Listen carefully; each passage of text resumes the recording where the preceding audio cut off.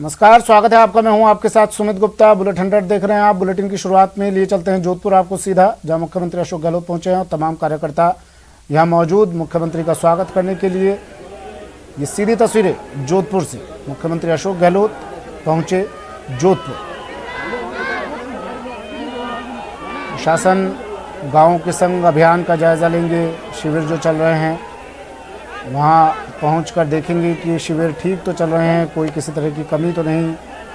इन तमाम चीज़ों की मॉनिटरिंग लगातार सीएम कर रहे हैं जयपुर बैठकर, लेकिन आज जोधपुर पहुंचे हैं।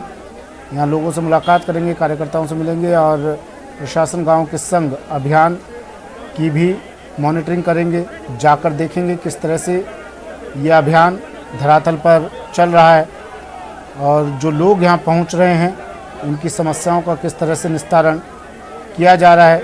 कोई कमी, किसी तरह की परेशानी यहाँ पहुँचने वाले लोगों को तो नहीं हो रही। उससे पहले की तस्वीरें देखिए।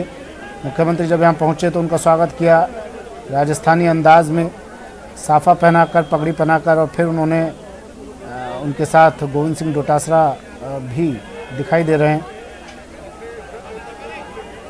ये तस्वीरें सीधी जयपुर से मुख्यमंत्री अशोक गहलोत पहुँचे, माफ़ कीजिए जोधपुर से तस्वीरें सीधी जोधपुर पहुंचे मुख्यमंत्री अशोक गहलोत।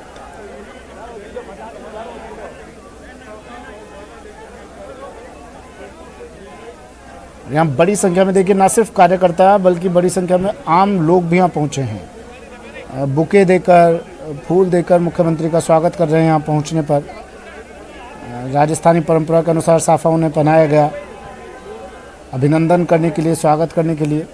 और मुख्यमंत्री चंद्रशेखर मेरे सहयोगी हमारे साथ फोन लाइन पर जुड़े हुए हैं, तस्वीरें आप तक पहुंचा रहे हैं। चंद्रशेखर, क्या चल रहा है? कुछ और दिन इंतजार करना होगा। हाई कोर्ट ने मामले में फाइनल। ठीक है चंद्रशेखर, मुख्यमंत्री अशोक गहलोत पहुंचे हैं यहाँ पर, जोधपुर पहुंचे हैं मुख्यमंत्री अशोक गहलोत। क्या कुछ कार्यक्रम है उनका? ये यहाँ से वैसे सर्किट हाउस जाएंगे, जहाँ करीब 1 घंटे तक वे 1 बजे से 2 बजे तक जन सुनवाई करेंगे। इसके बाद जो प्रशासन गाँव के संग, प्रशासन शहरों के संग जो के अंतर्गत जो शिविर आयोजन किए जा रहे हैं जालोली और एक अन्य शिविर पर जाकर वो जो है उसका अवलोकन करेंगे। इसके अलावा उनके पारिवारिक निजी कार्यक्रम में वे शिरकत करेंगे। उनके साथ उनकी धर्मपत्नी सीता गहलोत भी उनके साथ है। और आप देख सकते हैं किस तरह से जो लोगों में उत्साह नजर आ रहा है सीएम के स्वागत को लेकर, वो इस पर दिखाई दे रहा है।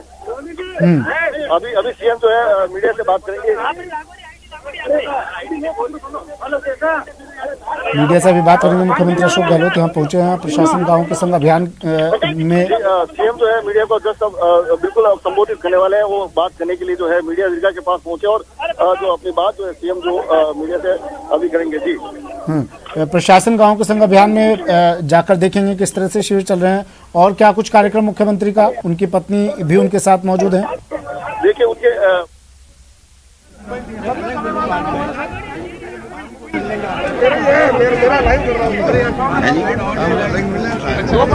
हाँ अलग से मिल रहे हैं। 2 मिनट दे दो, अभी तो चलेगी क्या नहीं।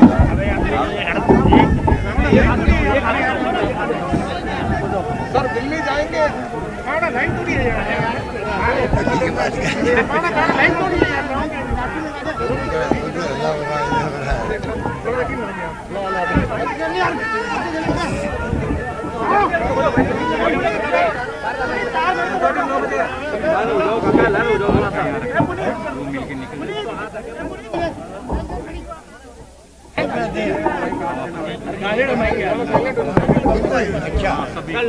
अभी तो दीपावली की शुभकामनाएं दे दो, अभी दीपावली की शुभकामनाएं दे दो और अलग से शाम भाई आपसे शाम को मिले आराम से।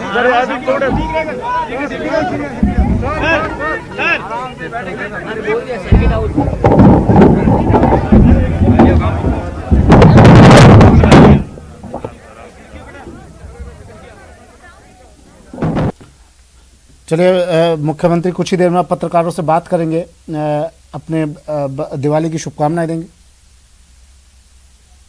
चलिए, मुख्यमंत्री ने कह दिया है कि बाद में बात करेंगे। अब मुख्यमंत्री पत्रकारों से शाम को शायद मुख्यमंत्री का कार्यक्रम रहेगा, पत्रकारों से बात करेंगे, बताएंगे अपने कार्यक्रम के बारे में क्या कुछ रहा आज पूरे दिन।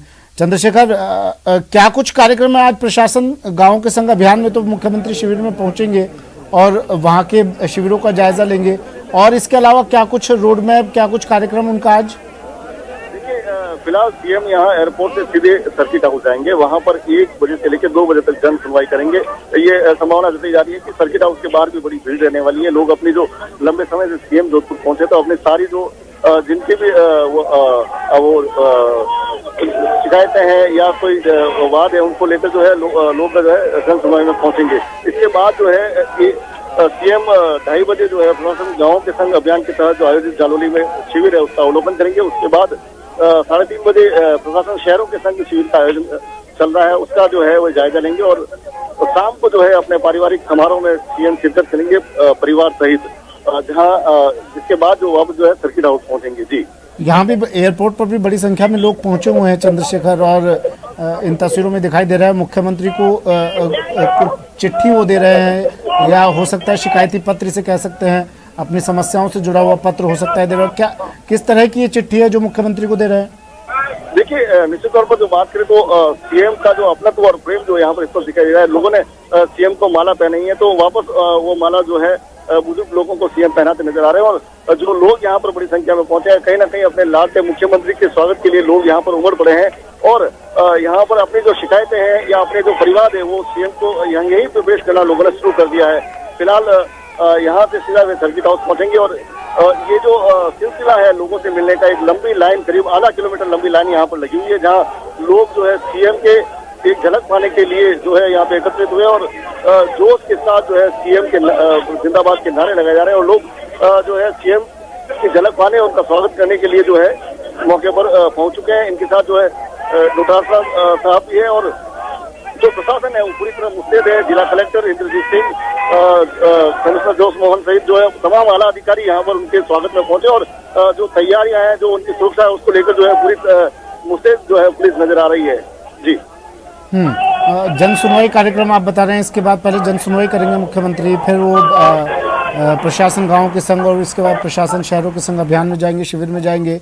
जन सुनवाई जहां पर रखी गई है वहां पर आप गए होंगे, वहां किस तरह की तस्वीर वहां भी लोग पहुंच चुके होंगे? निश्चित तौर पे जो सर्किट हाउस है वहां पे एक बड़ी संख्या में जो लोग पहुंच चुके हैं, और सर्किट हाउस पे जो एक अपने जो परिवार है वो सीएम को देंगे, और अपनी जो शिकायतें या परिवार या अपने जो भी पीड़ा है वो सीएम के सामने पेश करेंगे, जिसका मौके पर ही निस्तारण किए जाने का जो है प्रयास किया जाएगा। और सबसे बड़ी बात, लंबे समय बाद सीएम पहुंचे तो एक जो लोगों का हुजूम है वो एयरपोर्ट पर उमड़ पड़ा है। लोग जो है जोश के साथ नारे लगाते नजर आ रहे हैं, और सीएम के स्वागत के लिए शहरवासी, कांग्रेस के पदाधिकारी, कार्यकर्ता सभी जो है उमड़ पड़े हैं। एक बड़ी भीड़ जो है एयरपोर्ट पर दिखाई दे रही है।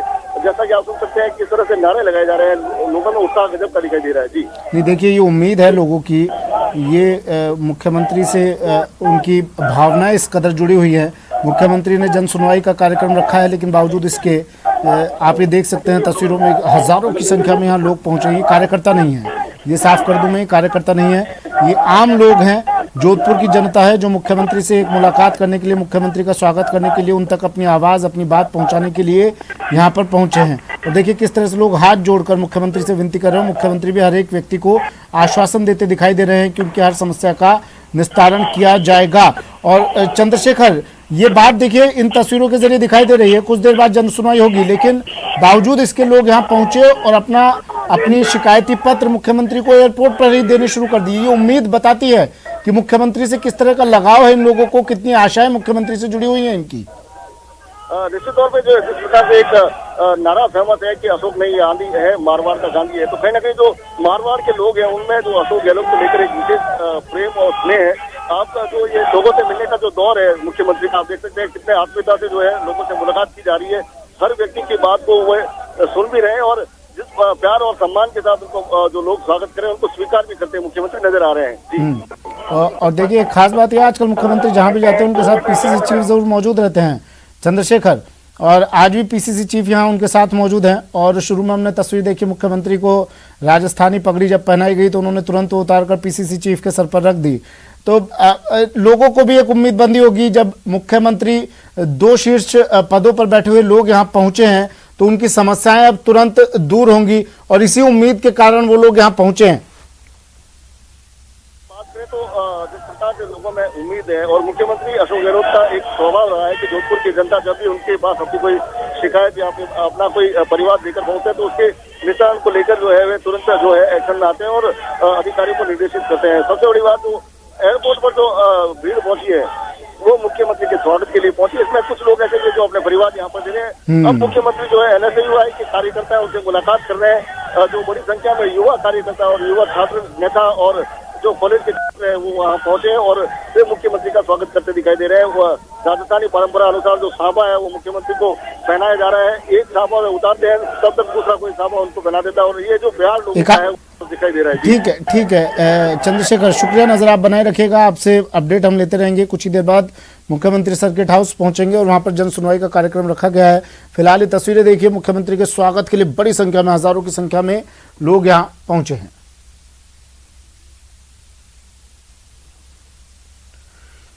और एक और बड़ी खबर, जोधपुर से बड़ी खबर है। बीएसटीसी बीएड विवाद पर सुनवाई, सरकार की ओर से काउंटर एफिडेविट पेश किया गया है। बीएड अभ्यर्थियों ने कोर्ट से समय मांगा है। हाईकोर्ट में 22 नवंबर को फाइनल सुनवाई होगी। अब जस्टिस विजय की खंडपीठ ये सुनवाई करेगी।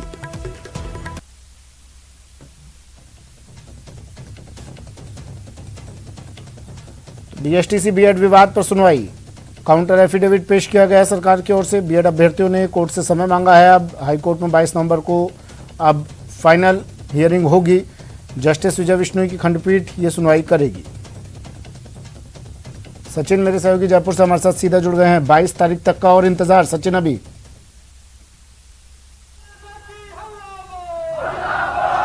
बिल्कुल देखिए, करीब 13 लाख अभ्यर्थी हैं, 9 लाख बीएड के अभ्यर्थी हैं जिनका परिणाम रुका हुआ है और 3.5 लाख वो अभ्यर्थी हैं बीएसटीसी के जो पिछले 1 महीने से धरने पर बैठे हैं बीएड अभ्यर्थियों को बाहर करने के लिए। अब उन सभी 13 लाख अभ्यर्थियों का जो इंतजार है वो बढ़ चुका है क्योंकि 22 नवंबर तक सुनवाई को टाल दिया गया है। हालांकि एक उम्मीद यह है कि 22 नवंबर को फैसला आ जाएगा क्योंकि 22 नवंबर को जस्टिस विजय विश्नोई की खंडपीठ ने कह दिया है कि नो फर्दर एडजॉर्नमेंट, यानी अब आगे किसी भी सूरत में किसी को समय नहीं दिया जाएगा, चाहे वो कोई भी पक्ष हो। तस्वीरें आप देख सकते हैं बीएड के वो अभ्यर्थी जो निराश हैं, कहीं ना कहीं बीएसटीसी के अभ्यर्थी जो यहाँ पर बैठे हुए हैं, उनके जो पदाधिकारी उनमें जोश फूंकने की कोशिश कर रहे हैं क्योंकि इंतजार इनका जो है वो लंबा होता जा रहा है। अब हम इन्हीं लोगों से बात कर लेते हैं कि इंतजार को लेकर क्या कुछ इनका कहना है। इनका इंतजार काफी लंबा हो गया है। लोगों से बात करेंगे और बात करने की कोशिश करेंगे कुछ अभ्यर्थियों से। आप लोगों का इंतजार अब लंबा हो गया, 22 तारीख तक क्या करेंगे? अब बैठेंगे धरने पे? हमारा धरना पिछले 30 दिन से चल रहा है। आज फिर वापस अगली डेट मिल गई है। सरकार हमारी ओर बिल्कुल ध्यान नहीं दे रही है। अगर वो चाहते तो आज हमारा फैसला हो सकता था, लेकिन कोई बात नहीं, अब इनसे हम हार नहीं मानेंगे। वो चाहते हैं कि ये हार मान के यहाँ से चले जाए, लेकिन हम हार मानने वालों में से नहीं है। हम 22 तारीख तक यहीं डटे रहेंगे और अपनी जीत लेके यहाँ से जाएंगे।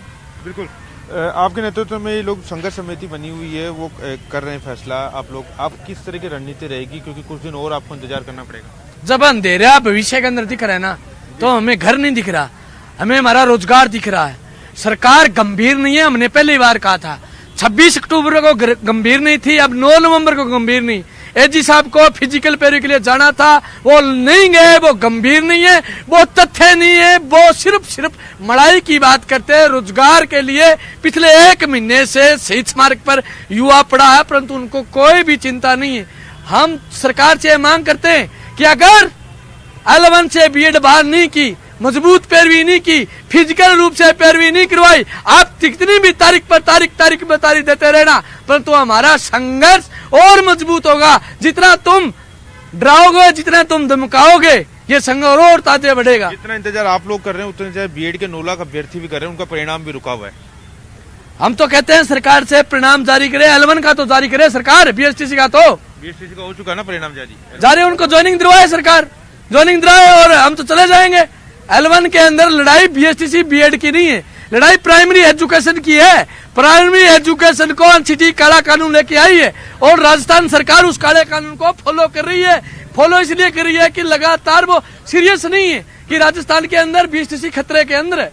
आप लोगों का परिणाम जारी हो चुका है, कोर्ट में कितनी भी देरी हो सरकार आपको नियुक्ति दे सकती है, तो क्या अब आगे की रणनीति किस तरह की रहेगी? क्या सुनवाई जल्दी करवाना चाहेंगे कि नियुक्ति लेना चाहेंगे? हम नियुक्ति की मांग करते हैं। हमारा रिजल्ट बीएसटीसी का जारी किया जा चुका है, तो अब हमें नियुक्ति दें। हमारी आगे की जो प्रक्रिया है उसको सुचारू करें।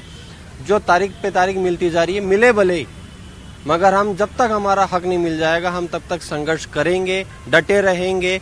और रणनीति हम और तैयार कर रहे हैं और जल्द ही उसकी घोषणा की जाएगी।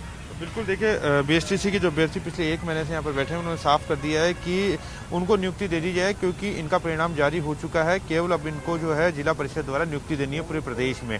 वहीं जो बीएड के 9 लाख अभ्यर्थी हैं वो ये चाहते हैं कि उनका परिणाम जल्द से जल्द जारी हो। हालांकि जस्टिस विजय विष्णु की खंडपीठ ये साफ कर चुकी है कि अब फर्दर एडजर्नमेंट नहीं दिया जाएगा 22 नवंबर को। जो भी कुछ होगा वो 22 नवंबर को हो जाएगा, यानी फाइनल सुनवाई बहस पूरी कर ली जाएगी 22 नवंबर को। किसी भी पक्ष को जो है अब आगे समय नहीं दिया जाएगा किसी भी तरह से, किसी भी कारण में। तो कहीं ना कहीं 22 नवंबर को हम कह सकते हैं कि फैसले की तारीख हो सकती है। हालांकि माना जा रहा है कि 22 नवंबर को संभवतः कोर्ट सुनवाई पूरी कर लेगी, फैसले की तारीख कोई और मुकर्रर की जाएगी। लेकिन 13 लाख अभ्यर्थी, जिसके अंदर 9 लाख बीएड के अभ्यर्थी हैं और बीएसटीसी के 3.5 से 4.5 लाख अभ्यर्थी हैं, इनका इंतजार शुक्रिया सचिन तमाम जानकारी के लिए।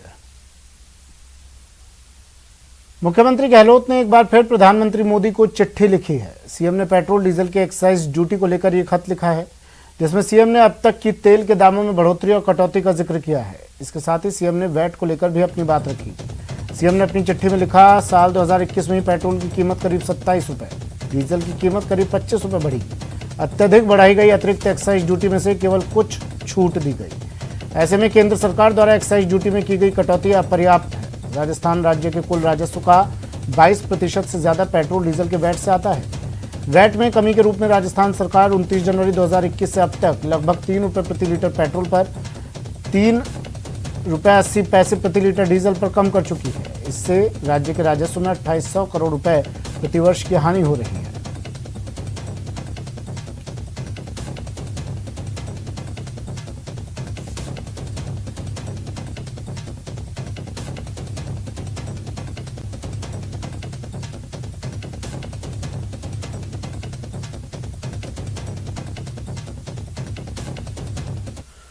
दौसा से बड़ी खबर है, जहां गैंगरेप मामले में गिरफ्तारी हुई है। गैंगरेप के 4 आरोपियों को गिरफ्तार कर लिया। पीड़िता की सहेली भी अरेस्ट कर लिया गया है। इसे भी गुरुग्राम की महिला से गैंगरेप किया गया था दौसा में। दौसा एसपी ने अब इसका खुलासा किया, पूरे मामले का खुलासा किया। 4 आरोपियों की गिरफ्तारी।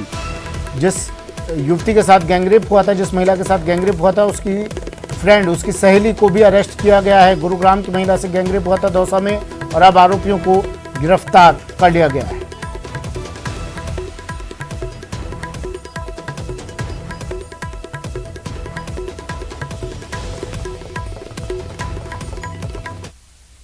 रात की बात है, हमारे को हमें सूचना मिली थी कि एक लड़की है मूलकुलिया के बाद जिसकी हालत काफ़ी ख़राब है और उसको हमारी कोतवाली थाने की पुलिस वहाँ पहुंची और उस महिला को वहाँ से हॉस्पिटल लेके गए। और जब वो लड़की होश में आई तो उसने बताया कि वो गुड़गांव की रहने वाली है और ठीक है, जयपुर के अंदर पुरानी चुंगी के पास उसकी कोई दोस्त है, उसके पास वो आई हुई थी और वो 2 दिन से उसी के पास थी। वहाँ से उसकी जो वो दोस्त है और आगे उसका एक फ्रेंड था, ठीक है, बाबूलाल शर्मा, और 2-3 अन्य लोग थे। वो एक गाड़ी में बैठ के और बोला कि चलो अपन लोग अपने दौसा घूम के आते हैं। इस प्रिटेक्स्ट पे उसको गाड़ी में बिठाया और लेकिन जो उसकी महिला दोस्त थी वो वहीं रास्ते में उतर गई और उसका उन्होंने वेट किया। जब नहीं आए फिर वो आगे आके और फिर उन्होंने उसके बाद लिकर कंज्यूम की है और उसके बाद जो उस गाड़ी में जो अपने बाबूलाल शर्मा था और उसके साथ जो अन्य आदमी थे, उन्होंने इस पीड़ित के साथ बलात्कार किया और उसके साथ अपने मारपीट की, जिसके ऊपर तुरंत अपने मुकदमा दर्ज किया गया। और ठीक एडिशनल एसपी सिटी के नेतृत्व में 3 टीमें बनी इसमें, जो अलग अलग जो हमारे एक सीओ सिकाऊ हैं, ठीक, महिला अपराध से रिलेटेड, SHO अपने महिला थाना, DST प्रभारी और हमारे साइबर शहर प्रभारी, ये सभी के नेतृत्व में टीम। और रात को 4 बजे जब हमारी इस चीज़ की अपने वेरीफाई हुआ कि ये हो गया है, रात की टीमें हमने एक्टिव की और उस पर तुरंत कार्रवाई करते हुए लगभग 12-13 घंटे के अंदर हमने सारे मुलजिमों को अरेस्ट कर लिया इसके अंदर।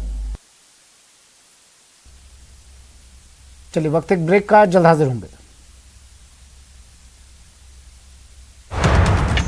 चलिए बुलेट 100 में फिलहाल इतना ही। एक नजर डाल लेते हैं क्रिप्टो की समझ पर।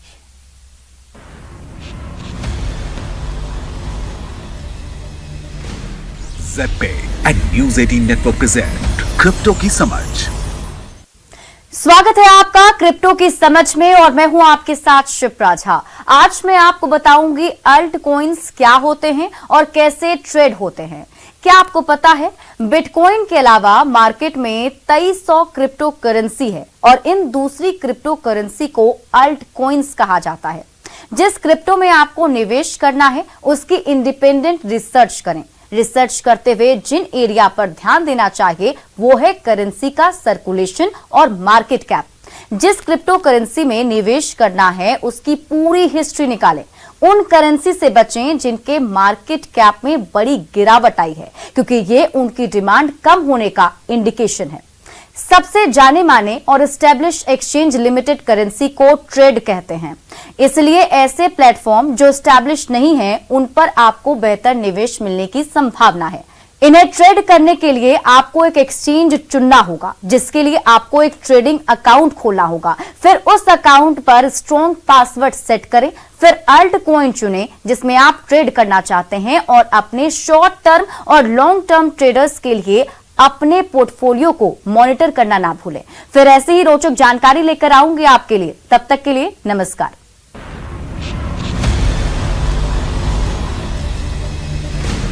Z and news 18 network present crypto की समझ।